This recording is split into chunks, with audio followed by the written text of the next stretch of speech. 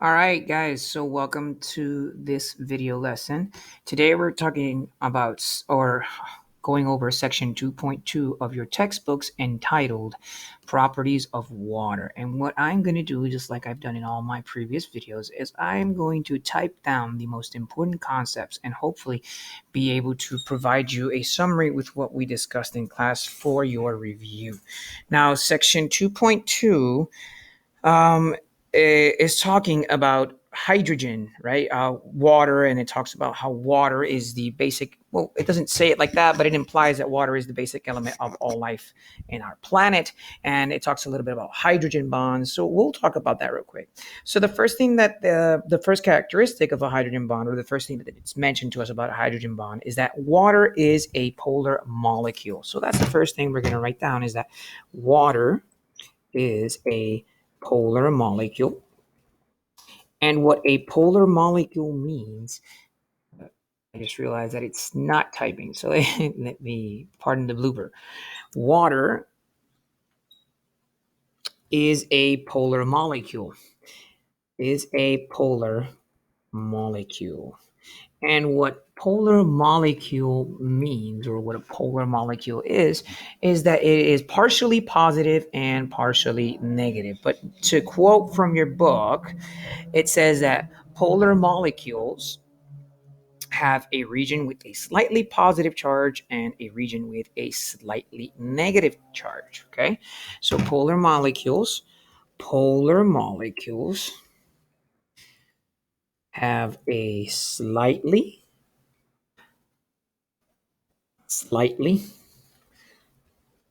positive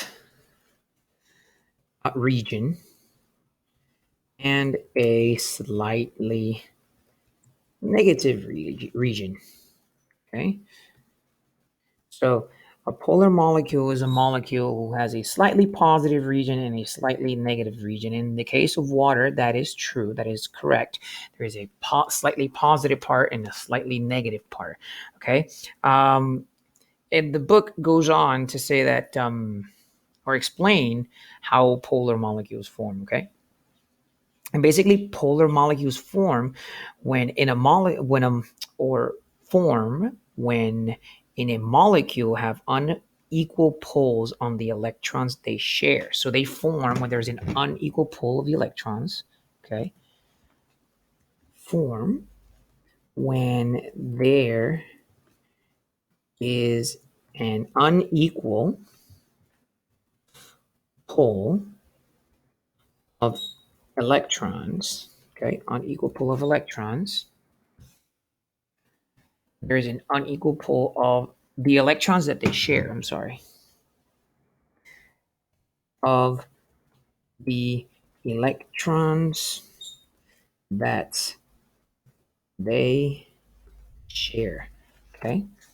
So the unequal pole of the electrons that they share. It says in a molecule of water, the oxygen nucleus with its 8 protons attracts the shared electrons more strongly than do the hydrogen nuclei.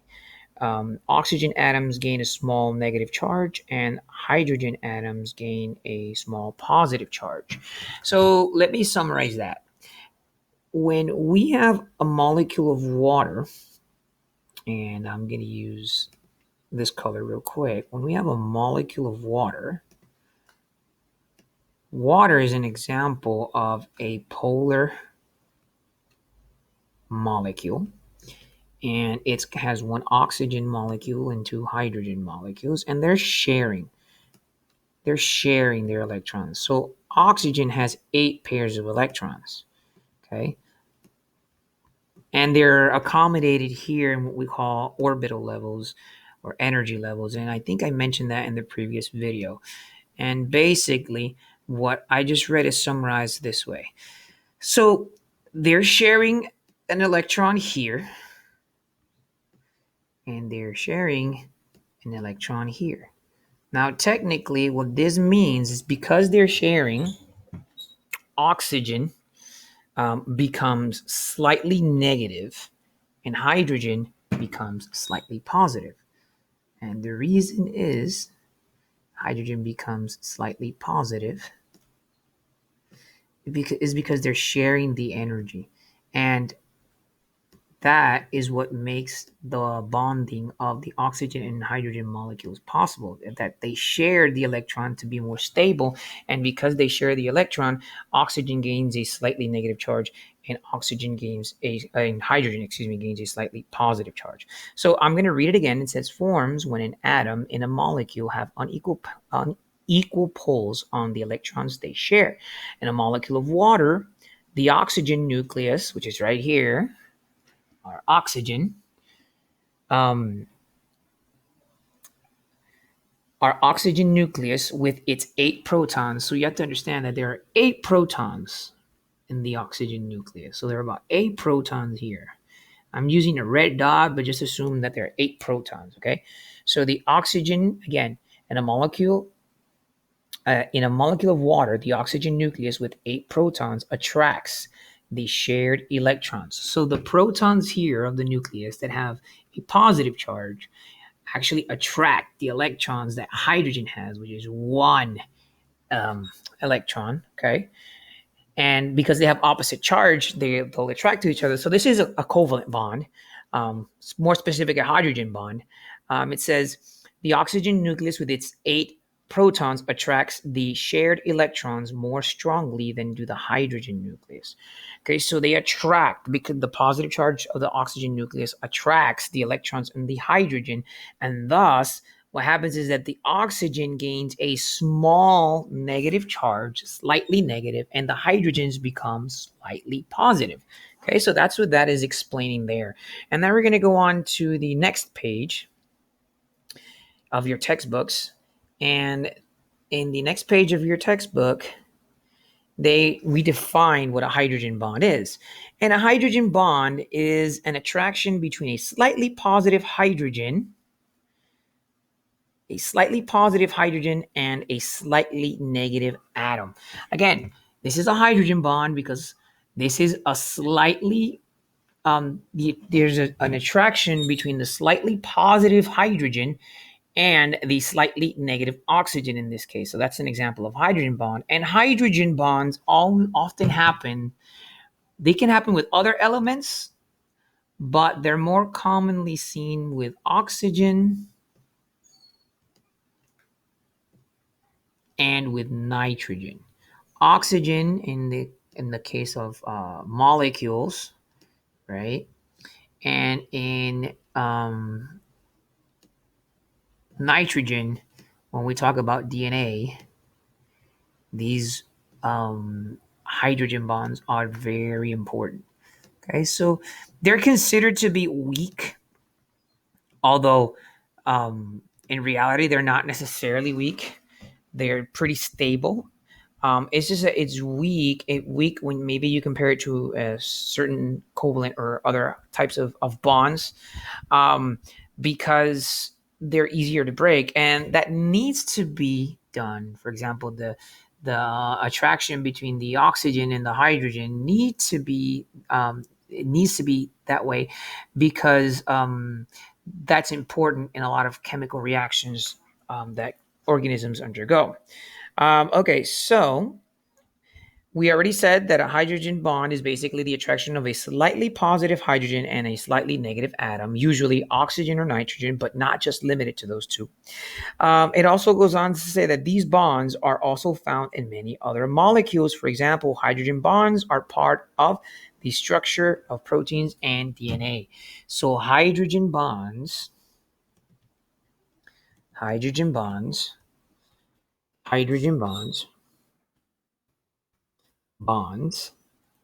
are um, are part of the structures of proteins of the structures, excuse me, of the structures of proteins and DNA, just like I mentioned before when I talked about the nitrogen and the hydrogen bond. All right, doubts or questions with that? Hopefully not. If not, you can always pause and rewind the video. Um, Now let's talk about some of the properties related to hydrogen bonds. So let me delete this. Let's talk about some of the properties of hydrogen bonds. So part of the properties of hydrogen bonds is that without hydrogen bonds, water would boil at a much lower temperature. Okay, and we're going to see that in a minute. But properties, okay, without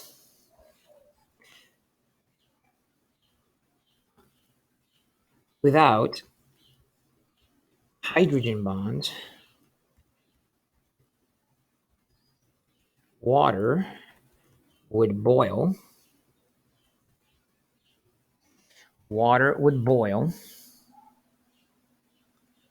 at a much lower temperature.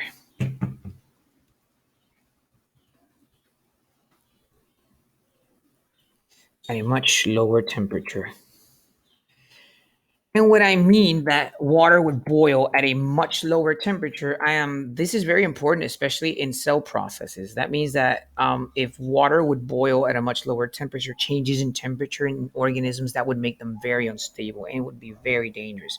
So that's one of the importances of hydrogen bonds. Okay, it says will boil at a much lower temperature than it does because less energy would be needed to change liquid water into vapor. Water is a liquid at room temperature that supports most life on Earth.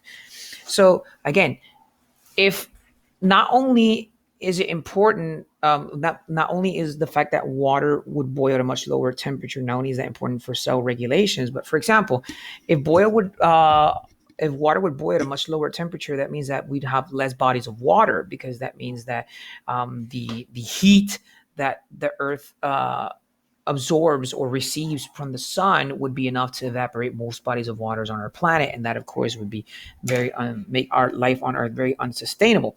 And now let's go into some of the properties. And this example actually goes to tell us the first property, which is high specific heat. High specific heat. So hydrogen bonds have a high specific heat, and this property is very important to cells. So let's make that clear. This property is important to cells. Important to cells. This property is important to cells. Um, the processes that produce usable chemical energy in cells release a great amount of heat. So it's important in cells because the processes, and we're going to talk about that in chapter 3 or 4, more or less, that make usable chemical energy, chemical energy, usable chemical energy,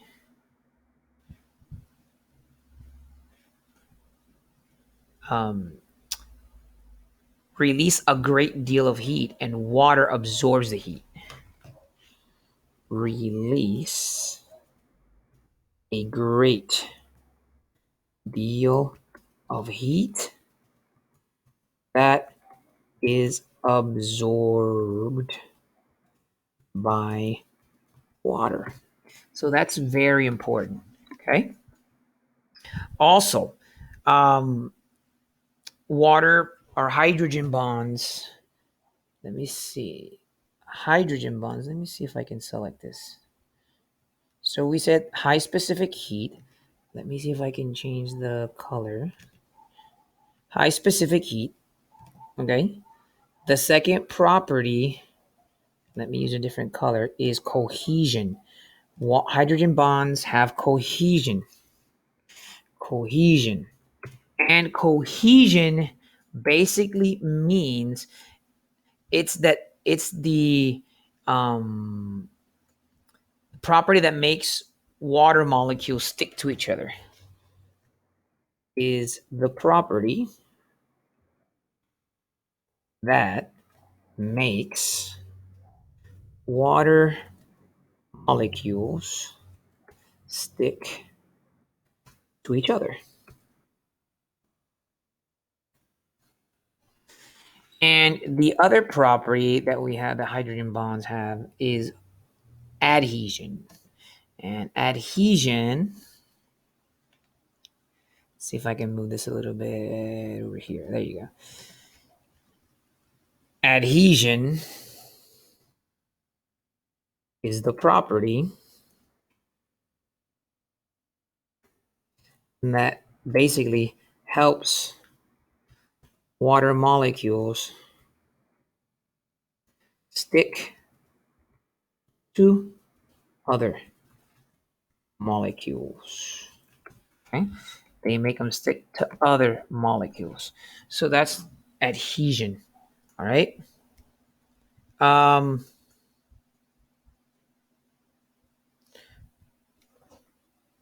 so we're going to talk about the last topic here, and let me see if I can clear the images. Sorry about this. Clear the images. Okay. All right.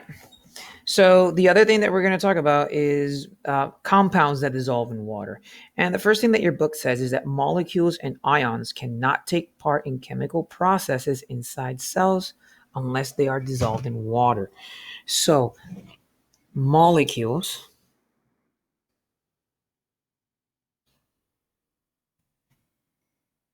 and ions need to be dissolved in water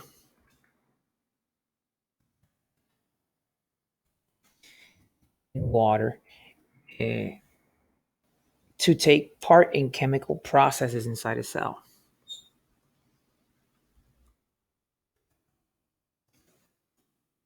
To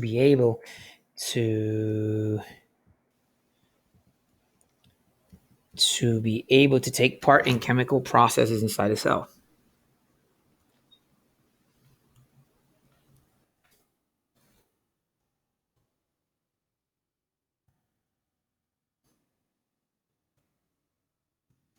The cell. Okay. So that's very important. They need to be dissolved. You can't have many cells that are important for a lot of biological processes be part of that unless they're dissolved in water.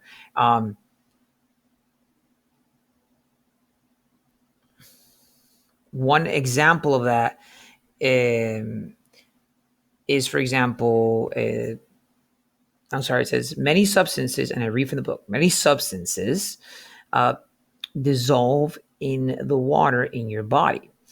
When one substance when one substance dissolves in another solution, a solution is formed. A solution is a mixture of substances that is the same throughout the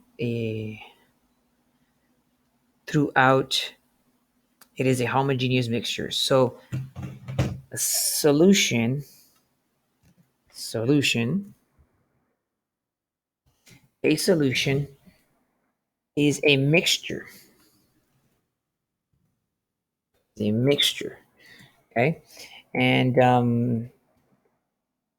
of substances that is the same throughout. It's a mixture of substances that is the same throughout.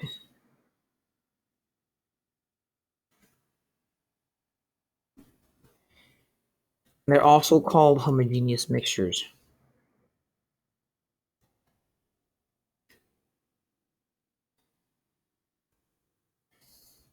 And homogeneous means that when the substances are dissolved inside one another, you can't really tell them apart. You don't know which one is which.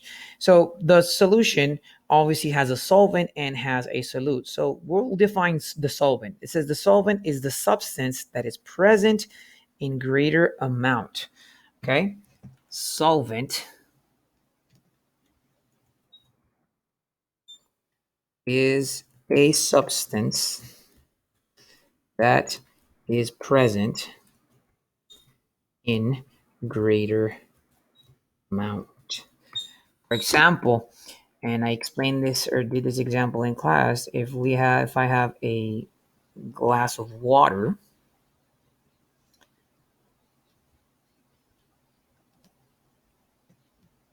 excuse me for a second, a glass of water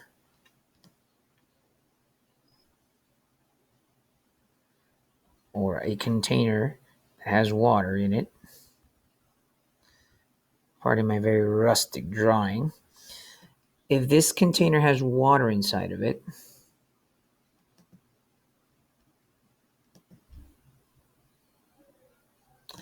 and just draw like the little waves of water there, just assume that this is water. And we add about, and I'm going to use pink just because if I use white, you won't be able to see it. And we add about 1 gram of sugar. In this case, the water would be the solvent because water is present in more amount. Okay, so we would call this the solvent.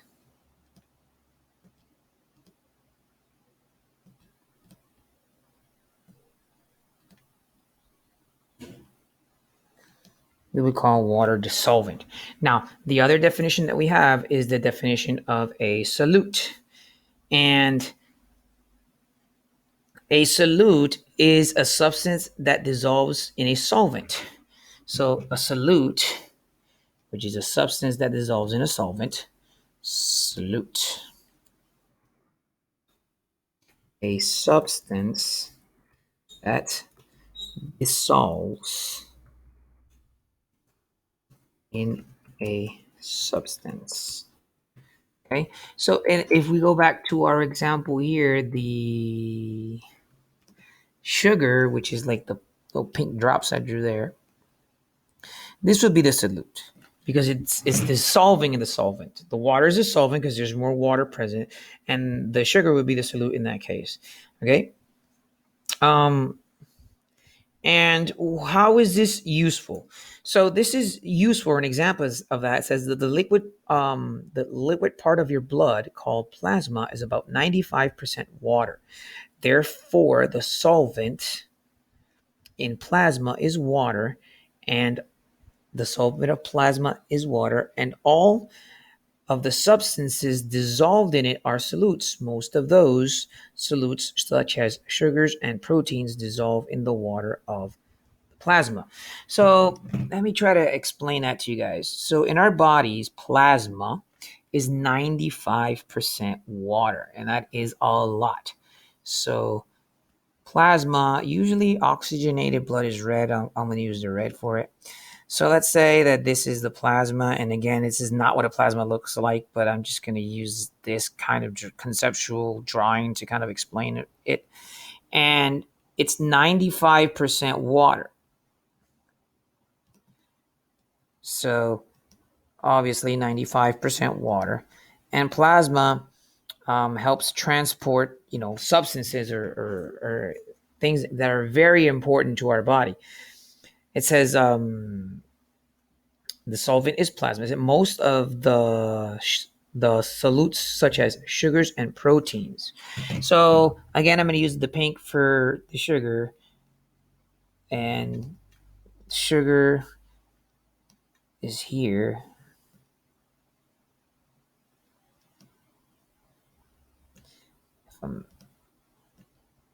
And this is the chemical composition of sugar.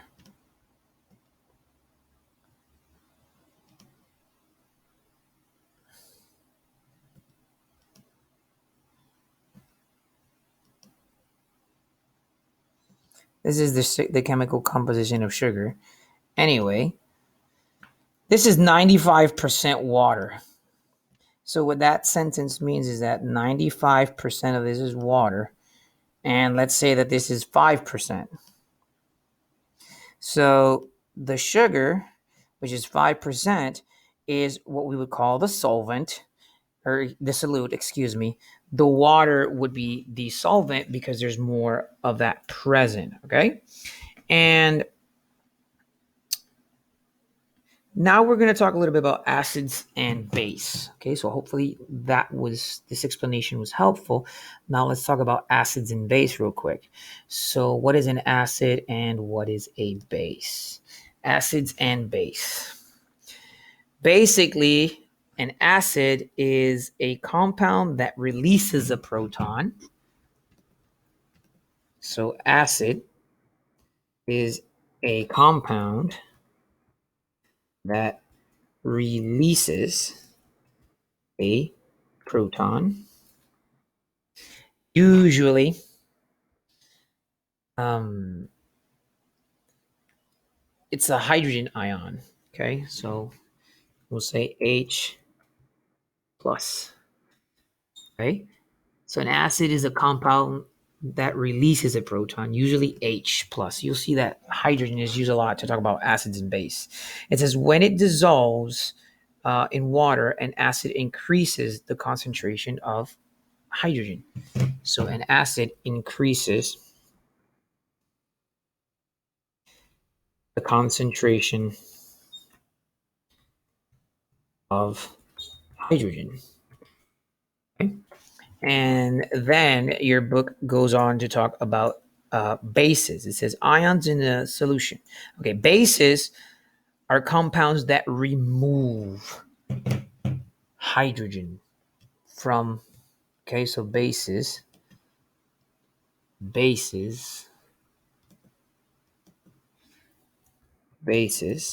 remove hydrogen.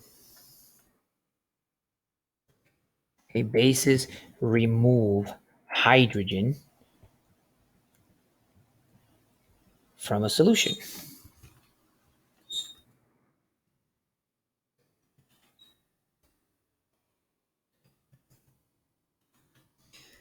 From a solution. Bases remove hydrogens from a solution.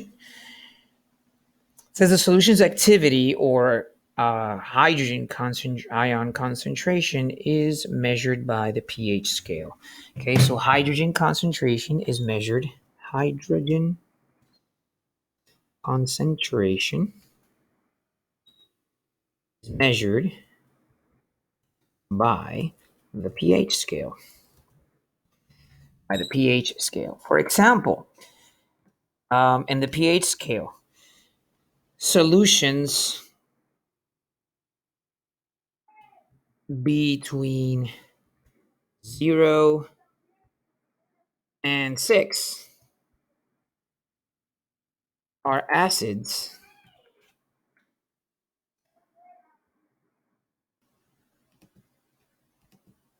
and solutions between 8 and 14 are basic, right? And solutions that have 7 are neutral.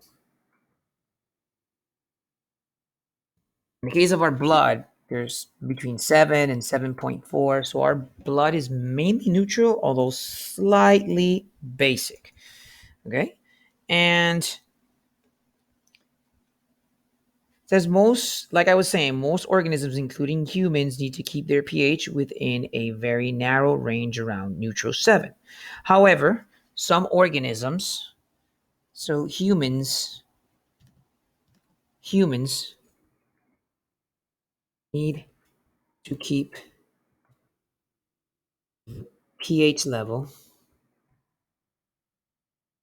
at 7, and other organisms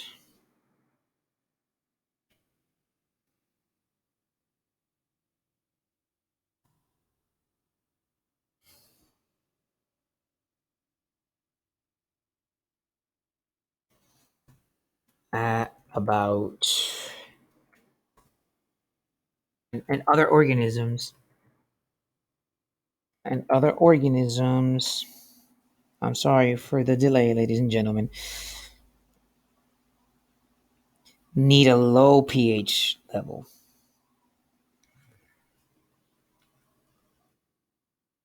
need a low pH level.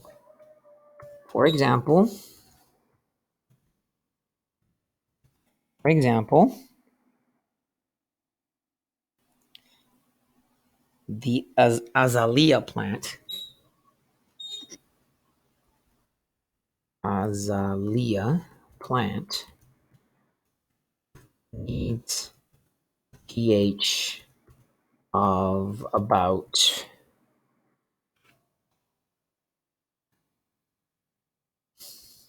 4.5. Okay, so at about 4.5, more or less. So some organisms thrive in neutral environments. Um, other organisms need a very acidic pH, like the azalea plant, that needs at least the 4.5. And in our body, in our bloodstream, we have uh, proteins called buffer. And a buffer substance, it's a protein, although your book defines it as a substance. Buffer compounds um, in our body, we have buffers. And a buffer is a compound that can bind to hydrogen ions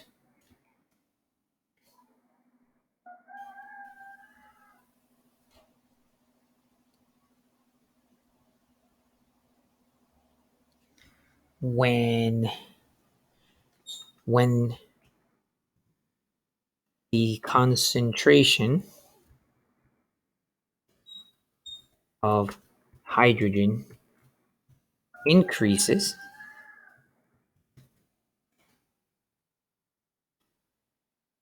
and can also oh, I'm sorry,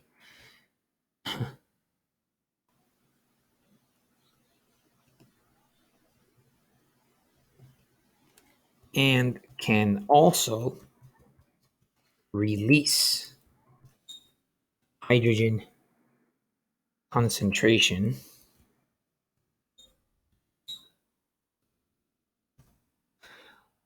when, or hydrogen ions, I'm sorry, hydrogen ions, when hydrogen ions are in low concentration. And this is very important. A lot of these buffer substances are actually found in our bloodstream to avoid our blood becoming too acidic or too basic. So they're very important. And other organisms have them. Your book actually defines it, and I'm going to read directly from your book. Says one way pH is regulated in organisms is by substances called buffers. And says a buffer is a compound that can bind to a hydrogen ion when the hydrogen concentration increases, and can release hydrogen ions when the uh, hydro, uh, release hydrogen ions when the hydrogen concentration decreases. It says, in other words, a buffer locks up hydrogen ions and helps to maintain homeostasis. For example, the normal pH of human blood is between 7.35 and 7.45, so it is slightly basic. Just a small change in pH can disrupt processes in your cells, and the blood pH greater than 7.8 or less than 6.8 for even a short time is deadly. Buffers in your blood help prevent any large changes in pH. So, again, buffers in the bloodstreams, in the bloodstream,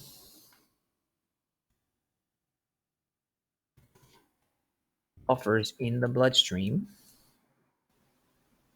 help prevent any change, help prevent large changes in pH in your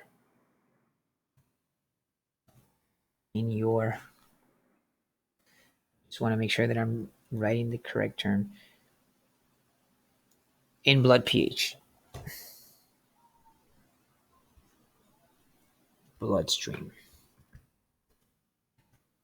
So the human pH for blood is about between 7.35, 7.45, and buffers actually help maintain that homeostasis, because even a slight change in pH can be detrimental and deadly. So guys, this is section 2.2.